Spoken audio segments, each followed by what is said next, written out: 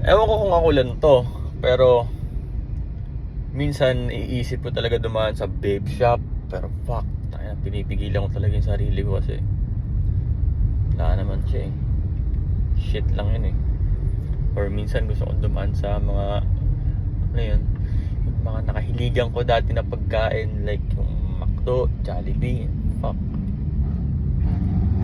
masarap naman talaga siya eh, pero so maiba naman yung prutas naman, tapos tubig lang. Actually bibili akong tubig ngayon.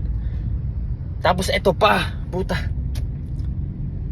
dati talaga sobrang hilig ko din sa matamis eh. Hindi naman sobra, pero kung may matamis, oo sige. Tapos pag sa kape, hindi ko maiinom yun pagka mapait. Puta, ayoko na mapait eh. So lagi may asukal or may creamer. Pero kanina uminom ako ng kape, puta, na-realize ko, damn, ang tamis na sa akin nung kape na walang asukal.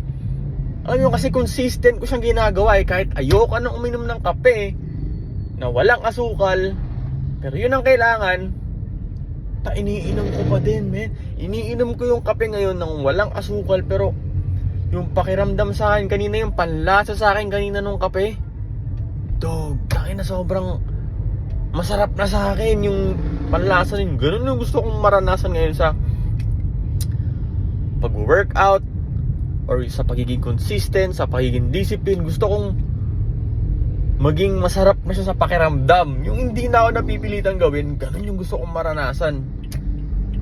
Kaya ginagawa ko talagang consistent lagi eh. Kasi ganun yung gusto kong mapil na ang sarap na ng ginagawa ko, na inaalagaan ko yung sarili ko. Damn. Yun. Sarap ng ganung pakiramdam, yung natural na lahat. Hindi mo na kailangan ng kahit anong substance. You know what I'm saying? Sarap sa feeling nun eh.